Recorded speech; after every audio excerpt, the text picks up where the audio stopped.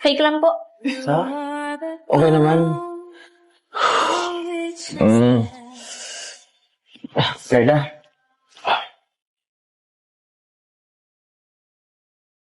Wherever you go, will you be my girlfriend? I'll follow you there. Ano po yun? Wherever you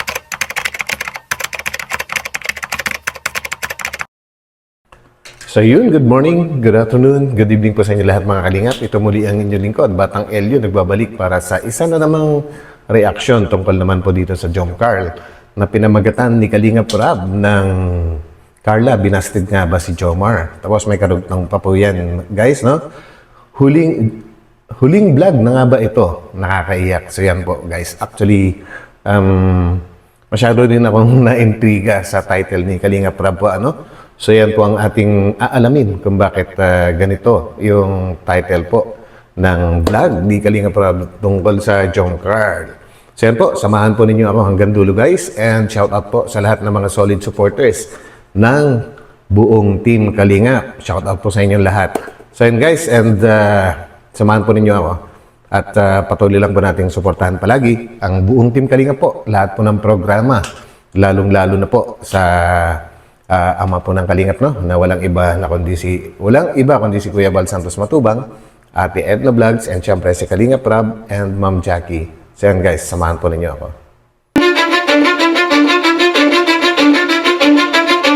I don't give a fuck what you say.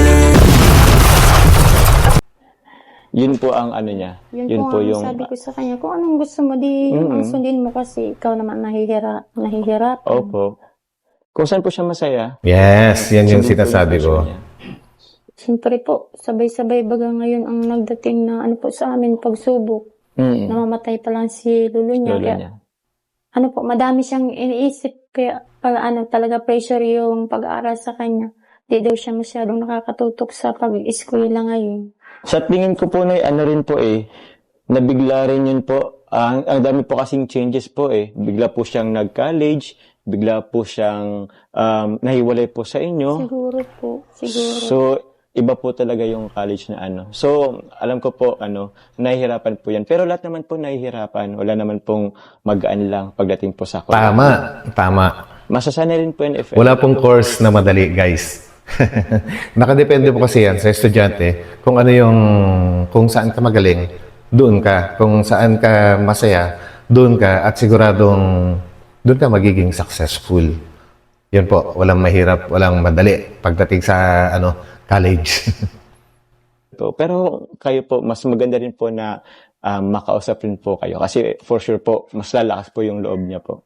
Kaya po, Pwede. po, sa mga nag-sponsor po sa anak ko, ako po ang humihingi ng sa kanila na sana po, huwag nilang i-pressure kung hindi po kaya ni Carla, sana maunawaan po nila yung magiging desisyon ng bata. Kasi sana po maunawaan nila yung pinagdadaanan po namin ngayon. Ako po, yung mga sponsor na alam ko po, mahal naman po nila si Carla. For sure, sa tunay po na nagmamahal kay Carla, maunawaan po nila. Yes. Oo, gano'n na lang. Sige. Alas na kayo. Kain muna kami sa labas. Sige. Enjoy mo na kami. Give me your strength, show me your weakness. Actually, guys, pinili ko lang po yung portion na alam ko na kaya kong reaksyonan, no? Kaya kinat ko siya at nag-move na kagad ako dito sa pagpunta ni Jomar sa boarding house po ni na Carla, no? And titingnan po natin kung ano yung mangyayari. At yan po ang bibigyan natin na reaction. We're in this together now. We're in this together now. Ay. Give me your love. Ay, Carla. And tell me your secrets. Kumusta? Bakit? Buka naman na. Ganyan. Meron pala akong kayo, bigay sa'yo. Bulaklak. Ito, surprise ko sa'yo. Tapos yung isa. Kumusta ka? Yun lang po. Okay ka lang. Hindi kasi kita makontak kanina. Hindi ka man nagre-reply sa akin. Okay ka lang ba? Talaga? Pasensya na po, madami po pasok ng ginagawa. Siya? So yan, guys, no? malungkot. Malungkot din talaga ang nadatnan ni Papa Joms. And alam naman po natin ang reason dahil yun po yung sinabi ng magulang kanina ni Carla, no?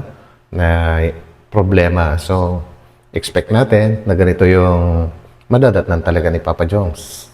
Ano kasi, Carla, galing kami kanina sa inyo, kila mama. Yan. At may nabanggit kasi sa akin na medyo na-stress ka daw. Okay ka lang ba? Opo. Uwe, di nga. Parang mayroon kang hindi sinasabi sa amin, ha? Kung may problema ka, pwede mo maisabi sa akin. May problema ka ba? Wala po. Hindi Yan mo lang. nabalitaan ko, eh. Kumusta yung pag-aral? Okay lang po. Mhm. Hindi rin yan yung nabalitaan ko, eh. Pwede mo sabihin sa akin, huwag kang matakot, huwag kang mahiya. Yan. Yung nakaraan, hindi ka nare-reply sa akin. Well, wala pong magagawa kung ayaw niyang ikwento yung problema, no?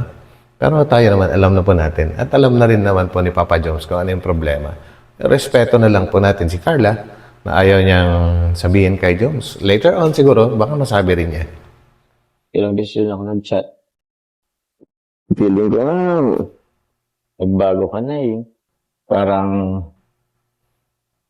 hindi mo na ako naalala. Busy lang po sa school. Mhm. Busy na sa school. Grabe naman kung kahit ilang minuto lang, reply ka sa akin.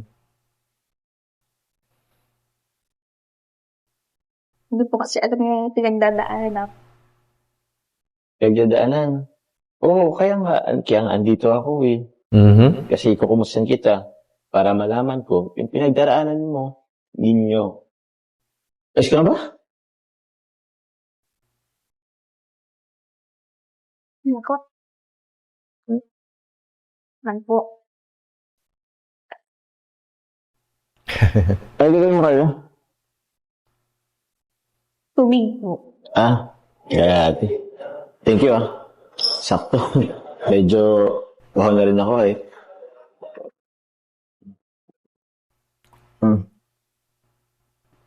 Thank you po talaga sa flowers po. Welcome. Masaya ka ba? Parang hindi ka naman masayang hinigit ka ng flowers. Ano po pala yung sinabi ni Mama? Yun. Nagpunto siya kanina. Sabi niya kagabi, tumawag ka daw, umiyak ka. Tapos nabanggit niya na parang naisipan mong lumipat ng kurso. Yun, nabanggit yung mama mo. Totoo ba yun? Alam mo, Carla, alam ko din naman sa'yo kung saan ka masaya, kung saan ka sa tingin mo mag-excel, Yun. Yung tamang salita kung saan mag-excel. yun yung piliin mo. Alam ko, siguro may pressure ka, pero wag mong pakinggan sila. Mas maganda kung mas papakinggan mo yung puso mo, yung sarili mo. Kasi ikaw naman mag-aaral, eh. Ikaw mag-aaral ng 4 na taon. Kaya ikaw, nasa sa'yo ang desisyon. Masaya yung sinabi ko sa'yo. Kung saan ka masaya. So tanong kita ngayon, anong desisyon mo? Pinag-iisipan ko pa po. Nag-iisipan. Undecided pa. Pero, ano ba talaga? Kung ako, pag mong anuhin, ano ba talaga parang nasa puso mo? Yung pag-nursing ba or kasi nabagit sa akin, gusto mo mag-education, teaching. Hindi ko pa rin po alam. Oh, okay. Okay. Okay lang ba dito ako? Baka may ginagawa ka sa taas, nakabala kita. Medyo Nakapanibago ka, ah. Okay lang ba? May nagawa ba akong masama? Ilan naman po? Ano naman, para kasing, alam mo yun, parang nakapanibago. Di ka naman ganyan dati. Okay ba tayo? Okay ba tayo?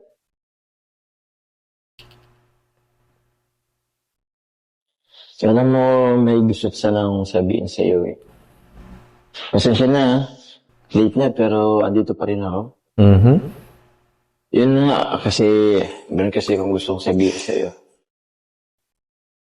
Tawag niyan, actually, naiya kasi ako eh. Gusto ko rin kasi malaman yung status natin, dalawa. Oops. Gusto rin malaman kasi, madami rin kasi nagsasabi. Gusto ko rin naman itry. You're the air. Bahala na kung anong pwedeng mangyari. And guys, no? I think medyo wrong timing na alam naman po ni alam naman po ni Papa Jones yung problema po at lalong-lalo na halos hindi na sumasagot si Carla sa lahat ng mga sinasabi niya. So ibig sabihin talagang malalim po yung kanyang iniisip, no? And napansin ko lang na parang gustong i-update ni Papa Jones yung kanyang nararamdaman. And ang masasabi ko lang dyan, wrong timing. Not this time. Kung po pwede nga lang, hindi sa mga ganitong pagkakataon na kahit ipagpalagay na natin na isang love team lang ito at hindi totoong buhay, may mali pa rin sa timing. So, tingnan po natin kung talagang iaano ni Papa Jones po yung sarili niya. Nakabahan ako eh. Ano po yun? Ano? Kasi nga itong buwan ng August, kahapon actually, Girlfriend's Day. Kaya nakabahan tuloy ako eh. Teka lang muna. Fake lang po. Ha? Okay naman. Carla? Yun na nga. Wherever you go, Will you be my girlfriend? I follow you there. Ano po yun? Whatever you do, Tatanong ako, will you be my be girlfriend? there for you. Tumayo ka nga po dyan po. And I O bakit? Seryoso ako. Tinatanong kita, forever true, will you be my girlfriend? true to you. Upo ka na muna. Ayoko. Di ako upo hanggat di mo sinasagot yung tanong ko. Carla, will you be my girlfriend? Wala po akong panahon para makipagbiruan po. So yun guys, no? Alam ko na ito ay may director. Pero kung ito ay mangyayari sa totoong buhay, parang may mali po talaga ang isang lalaki na isingit niya yung kanyang sarili habang namong problema sa iba-ibang klaseng problema, yung kanyang nililigawan, problema sa pag-aaral, meron din siyang lungkot na nararamdaman sa pagkalayo niya sa kanyang mga magulang, lungkot na nararamdaman tungkol sa pagkawala ng kanyang lolo, tapos isisingit ng isang lalaking manliligaw yung sarili niya. Wala kang dapat i-expect kundi ang reaksyon ni Carla ay ganyan talaga ang ang mangyayari. Di ba nakipagbiruan? Seryoso ako. Will you be my girlfriend? Tayo ko lang po. I'll stop fighting, tell me now, and I'll stop breathing up. Let's breathe without you. Sana Carla, ano yung sagot mo? Alam niyo naman po yung sitwasyon niya. Yun. Saka hindi rin po ito yung tamang panahon. Yes, that's what I'm talking about. Ganun ba? Okay. Naintindihan ko naman. Pasensya. And guys, no, siguro kung sa totoong buhay, no, na hindi ito naka-vlog or what, kung hindi man ito isang love team lang, sabihin na natin kung talagang totoo ang mga nangyari, hindi gagawin ni Papa Joms yan. Hindi po, wala po ako nakikita sa character ni Papa Joms na gagawin niya ito. And since meron silang sinusundan na script, kaya ito yung nangyayari. Pero alam ko na hindi totoong buhay ito. Scripted, kumbaga. Papa Joms is a good guy. Hindi niya gagawin yan kung sa totoong buhay. So, kailangan nating maintindihan yon guys, no? Huwag natin masyadong seryosohin na ito ay puro katotohanan. Diba, guys? Sinubukan ko lang naman. Kasi, dami kasi nagsasabi. Tinry ko lang. Pasensya na. Sorry. Pasensya na rin po. Ibang nadarama kapag ikaw ay aking nakikita, para bang ang lapit ng bituin kapag ikaw ay nakatingin. Sumusulya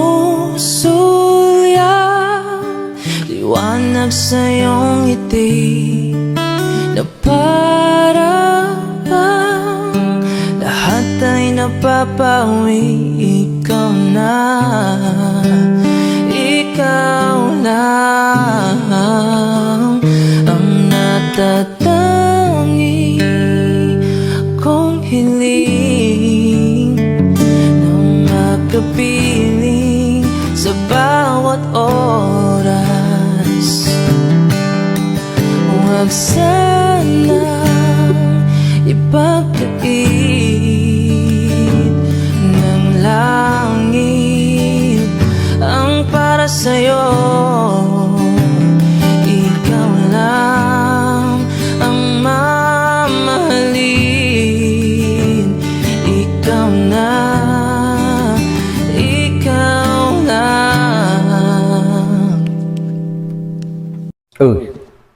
So yun guys, no? Uulitin ko lang po ang aking mga sinabi kanina bilang isang final na masasabi natin. Wrong timing, yung panliligaw or pagpo-propose ni Papa Joms. Dapat marunong tayong umunawa at umintindi ng ating mga nasa paligid or kapwa-tao or nililigawan. So yun,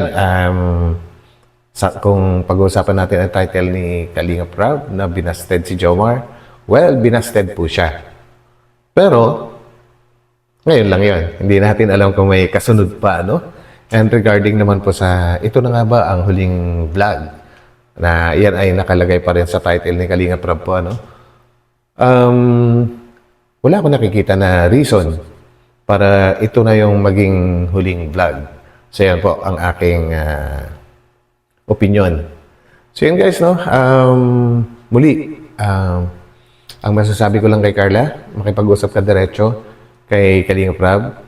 And regarding naman sa mga sponsors, mahal ka ng mga yan eh. Kaya nga nakasuporta sila sa'yo at alam nila kung saan ka magiging masaya, susuportahan ka pa rin nila. And si Kalinga Prab naman, andyan lang, nakaalalay palagi sa inyong mga beneficiaries niya.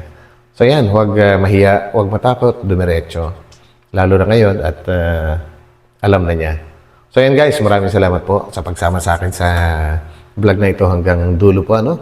And pasensya na kung medyo pinakinggan natin ng gusto yung kanilang pag-uusap. Kaya hindi natin masyadong pinutol-putol para lalo nating maintindihan. So yan guys, maraming salamat muli at magkita-kita po tayo sa aking susunod na upload. At mag-ingat po tayong lahat. God bless and bye-bye po muna.